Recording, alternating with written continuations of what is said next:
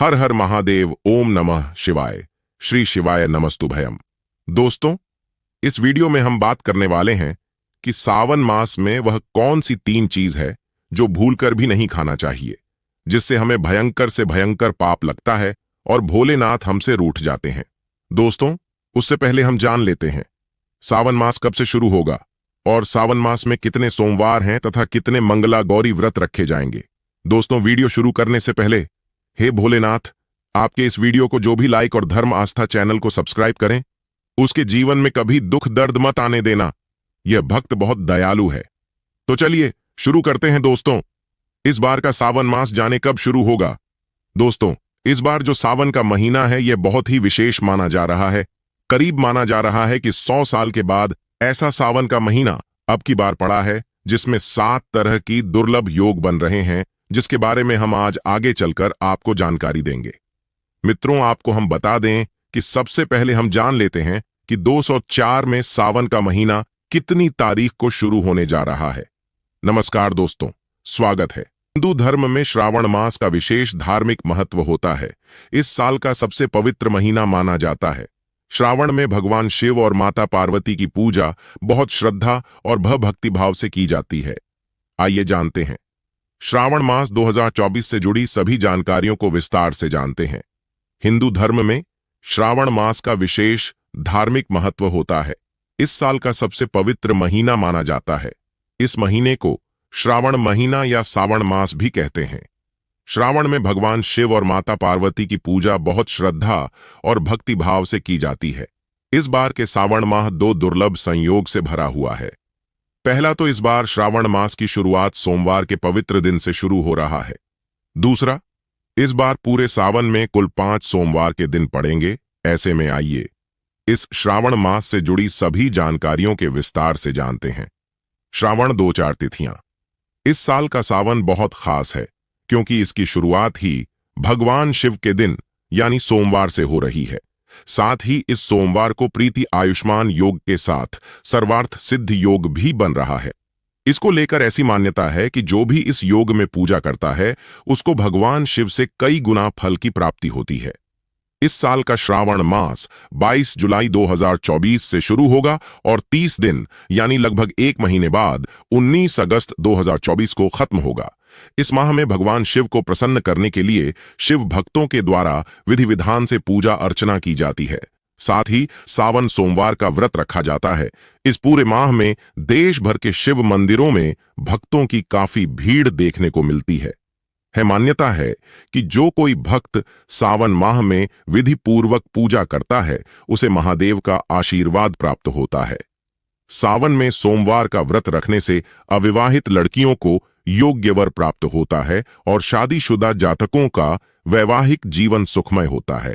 सावन सोमवार व्रत से व्यक्ति के सभी पाप नष्ट हो जाते हैं। हिंदू धर्म में भगवान शिव शंकर को सभी देवों में उच्च स्थान प्राप्त है, इसलिए वे देवों के देव महादेव कहलाते हैं। शिव जी की कृपा पाने के लिए सावन का महीना सबसे उत्तम माना जाता है। ऐसे में इस माह आप उनकी पसंदीदा चीजें अर्पित करके शिव शंभू की कृपा पा सकते हैं। दोस्तों, ऐसे में हम जानते हैं सावन के इस पवित्र महीने में कौन सी गलती नहीं करनी चाहिए जिससे कि शिव नाराज ना हो। और सावन व्रत में यह फल तो कभी मत खाना, नहीं तो भन भोले बाबा आपसे क्रोधित हो सकते हैं। आपका व्रत टूट सकता है। आइए जानते हैं कुछ ऐसी सावधानियां जिसे भूलकर भी नहीं करना चाहिए। दोस्तों, नंबर 1, शास्त्रों में कहा गया है कि व्रतधारी को उधार मांगकर फल आदि नहीं खाने चाहिए। इससे पाप लगता है और व्रत अधूरा रह जाता है। सोमवार का व्रत हो या कोई भी व्रत क्यों ना हो, पड़ोसियों से मांगकर भी व्रत आदि में फल वगैरह नहीं खाने चाहिए। व्रत में उधार मांगकर खाने से व्यक्ति का व्रत झूठा हो जाता है। ईश्वर की शरण में आने पर व्यक्ति को झूठ नहीं बोलना चाहिए, कर्ज नहीं लेना चाहिए, चुगली आदि नहीं करनी चाहिए, उधार मांग कर भी नहीं खाना चाहिए। अगर आपको कोई अपनी मर्जी से खाने के लिए व्रत में कुछ देता है तो उसे आप खा सकते हैं, लेकिन व्रत में कम से कम उधार मांगकर फल आदि नहीं खाना चाहिए। इससे पाप लगता है और व्यक्ति की पवित्रता भंग हो जाती है। दोस्तों, नंबर 2, सोमवार का व्रत हो या सावन का व्रत, आपको नाशपत्ती नहीं खाना चाहिए। दरअसल इस फल का नाम नाश यानी नाश करने वाला होता है। इसलिए इस फल को व्रत में नहीं खाना चाहिए। व्रत आदि को छोड़कर किसी और दिन आप कभी भी खा सकते हैं, लेकिन अगर जिस दिन आपका व्रत हो उस दिन नाशपाती का सेवन नहीं करना चाहिए। भगवान को भी नाशपत्ती नहीं चढ़ना चाहिए।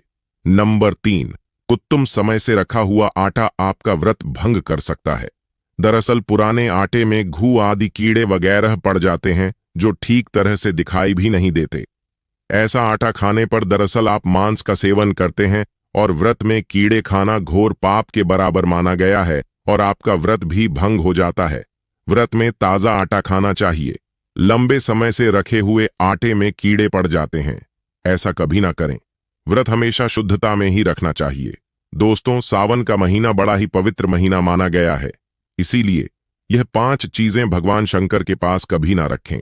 तो चलिए जानते हैं उन 5 चीजों के बारे में। नंबर 1, जहां रखा हो शिवलिंग या महादेव की कोई भी प्रतिमा तो वहां पर भूल कर भी चप्पल जूते लेकर नहीं जाना चाहिए। जरा सोचिए, जब आपके कमरे में कोई चप्पल लेकर प्रवेश करता है तो आपको कितना क्रोध आता है। इसी कारण महादेव भी आपसे नाराज हो जाते हैं और आपको मिलने वाला फल नष्ट हो जाता है। ऐसे में मंदिर में नंगे पांव ही प्रवेश करना चाहिए, क्योंकि चमड़े की चप्पल हमेशा अशुद्ध रहती है। इससे देव शक्ति नाराज होती है।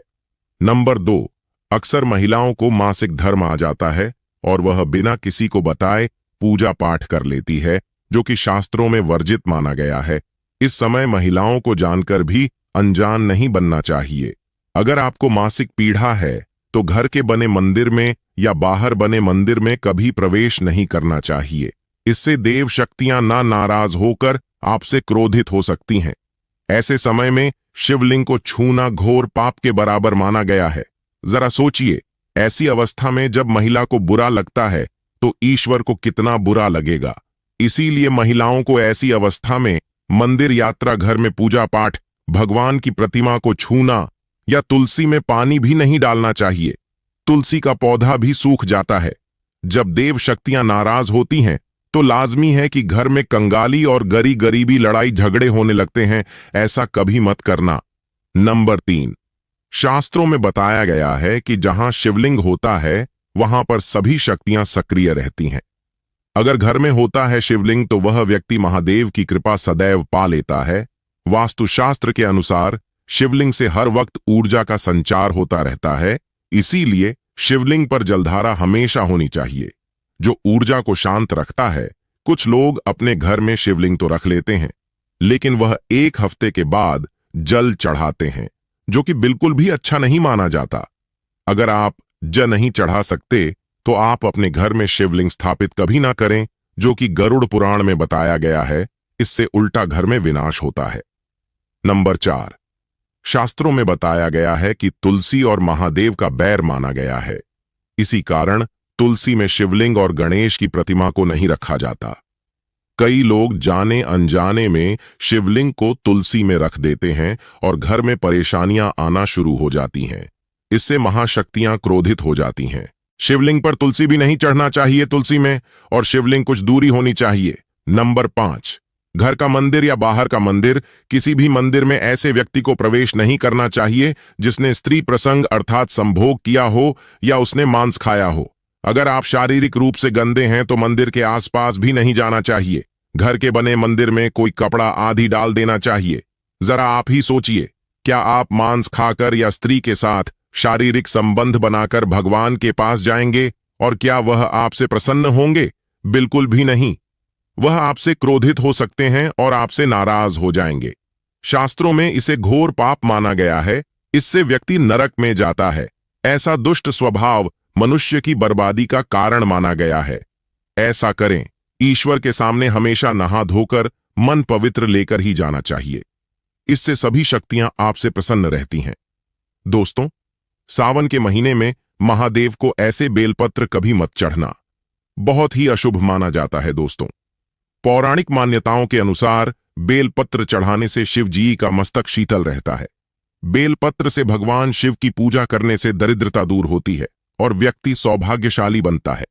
इससे हनुमान जी भी प्रसन्न होते हैं, क्योंकि वे शिव के ही अवतार हैं और इस बात को शायद ही कोई जानता हो। दोस्तों, पहले आप यह जानें कि बेलपत्र का उपयोग और इसके लाभ कैसे मिलते हैं। नंबर 1, तीनों लोकों में जितने तीर्थ स्थल प्रसिद्ध हैं, वे सभी तीर्थ स्थल बेलपत्र के मूल भाग में स्थित माने जाते हैं। इस बात को शायद ही कोई जानता हो। नंबर 2, यदि बेल का वृक्ष घर के बीचों बीच या पूर्व दिशा में लगा हो तो घर में धन धान्य की कोई भी कमी नहीं रहती और परिजन खुशहाल रहते हैं। नंबर 3, जो व्यक्ति बेल के वृक्ष के मूल भाग की गंध, पुष्प आदि से पूजा अर्चना करता है, उसे मृत्यु के पश्चात शिवलोक की प्राप्ति होती है। दोस्तों, हम बात करते हैं सावन सोमवार व्रत में क्या नहीं खाना चाहिए। तो देखिए दोस्तों, सावन व्रत में बेसन, मैदा, अनाज से परहेज किया जाता है। व्रत रखने से शरीर को डिटॉक्स करने में मदद मिलती है, इसलिए आपको इस दौरान मांस, मछली और अंडे का सेवन करने से भी बचना चाहिए। सावन व्रत में कुछ लोग सफेद नमक का सेवन नहीं करते, इसकी जगह आप सेंधा नमक खा सकते हैं। देखें दोस्तों, बहुत से पुरुष और महिलाओं का प्रश्न आता है कि हम सावन में दूध पी सकते हैं कि नहीं पी सकते। तो देखिए दोस्तों, इसी तरह सावन में कच्चा दूध और दही खाना भी वर्जित है।